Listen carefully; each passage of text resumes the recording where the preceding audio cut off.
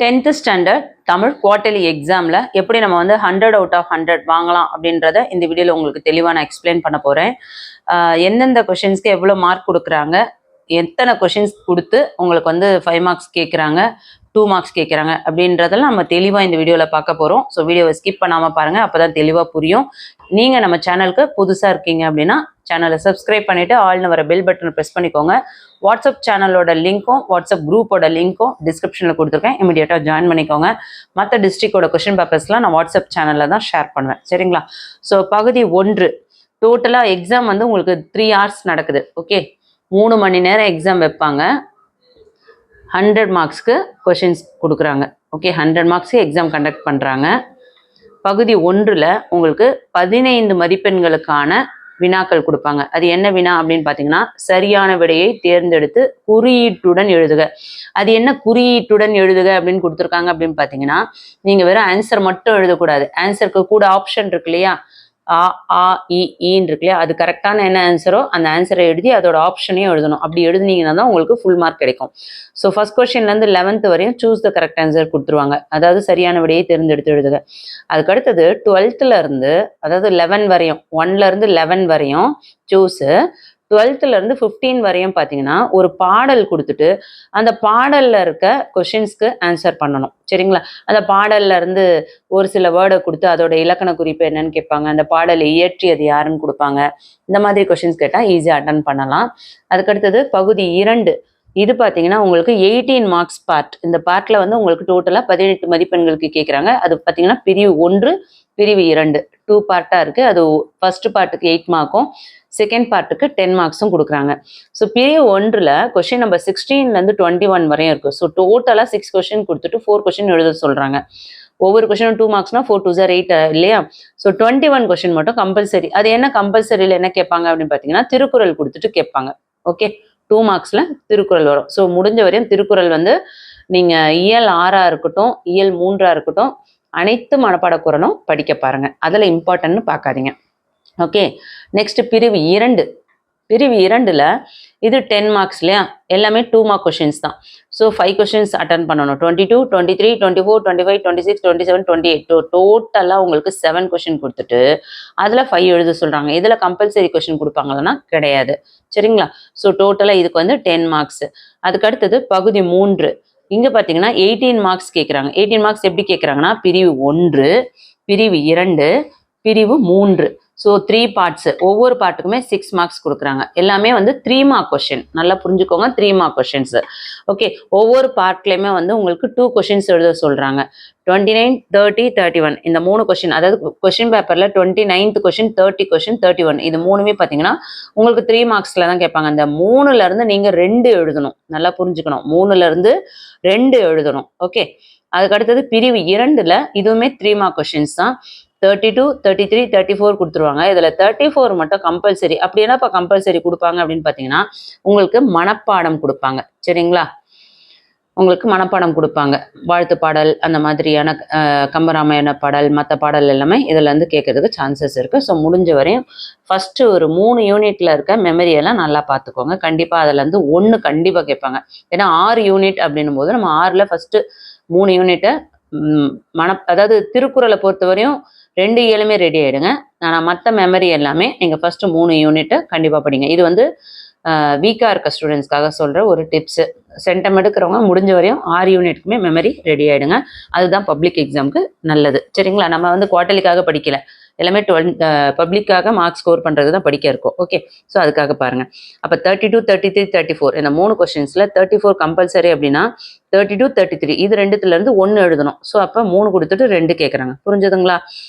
அதுக்கடுத்தது அந்த மீதி அந்த 2 கொஷின்ஸ் பார்த்தீங்கன்னா உங்களுக்கு சிறுவினா கொஷின்ஸ் உங்கள் டெக்ஸ்ட் புக்கில் இருக்கும் இல்லையா, அதில் இருந்து தான் கேட்பாங்க. அது எப்படி கேட்பாங்க அப்படின்னு பார்த்தீங்கன்னா, இந்த மனப்பாட பகுதி மட்டும் ஆண் 1 கொடுத்துட்டு அல்லது ஆண் கொடுப்பாங்க. அதாவது 2 மனப்பாட பாடல் கொடுத்துட்டு இது அல்லது அதுன்ற ஆப்ஷனில் தான் கொடுப்பாங்க, சரியா? அது அந்த மாதிரி கேட்பாங்க 3 மார்க்ஸ்க்கு.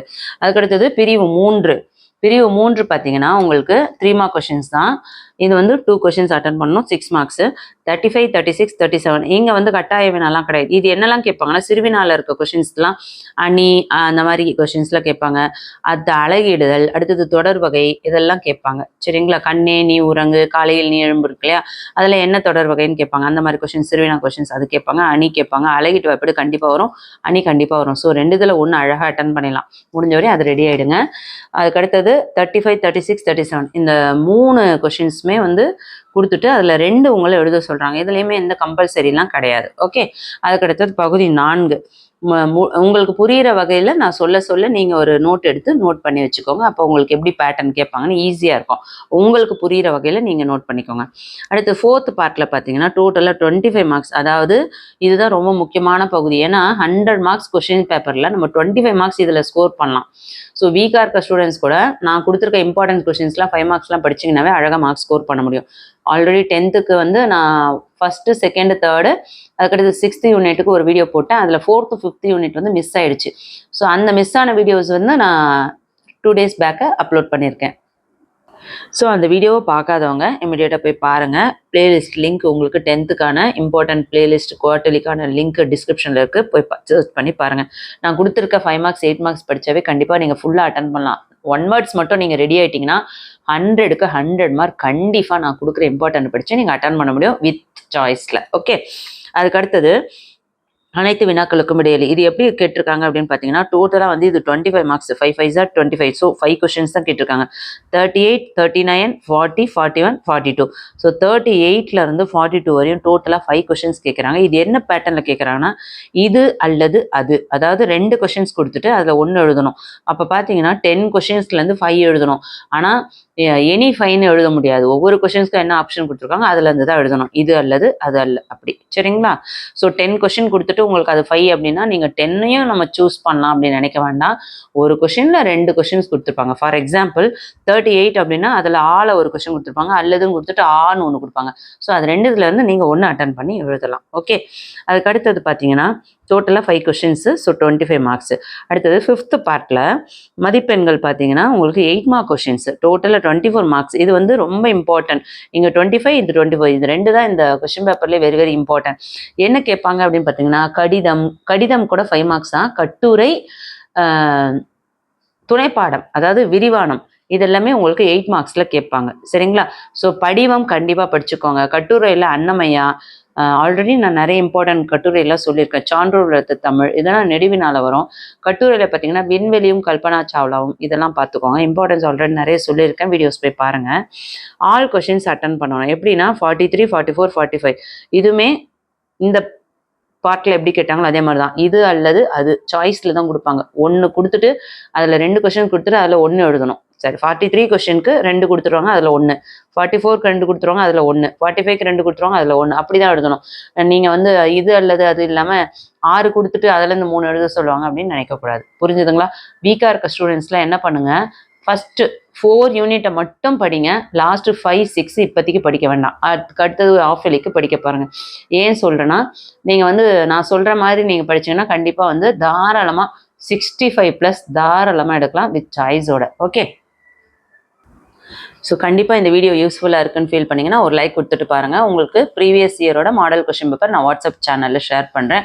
வாட்ஸ்அப் குரூப்போட லிங்க்கும் உங்களுக்கு கொடுத்துருக்கேன். ஸோ நிறைய பிடிஎஃபாக இருக்கட்டும், இம்பார்ட்டன்ட் கொஷின்ஸோட பிடிஎஃபாக இருக்கட்டும், இதெல்லாம் வந்து நான் வாட்ஸ்அப் குரூப்பில் தான் ஷேர் பண்ண முடியும். வாட்ஸ்அப் சேனலில் லிங்க் மட்டும் தான் ஷேர் பண்ண முடியும். சரிங்களா? ஸோ அதனால் முடிஞ்ச வரையும் வாட்ஸ்அப் குரூப்பில் ஜாயின் பண்ணிக்கோங்க. சேனலுக்கு ஒரு சேனலை சப்ஸ்கிரைப் பண்ணிவிட்டு வீடியோக்கு ஒரு லைக் கொடுத்துருங்க. உங்கள் ஃப்ரெண்ட்ஸ்க்கு ஷேர் பண்ணுங்கள். தேங்க்யூ.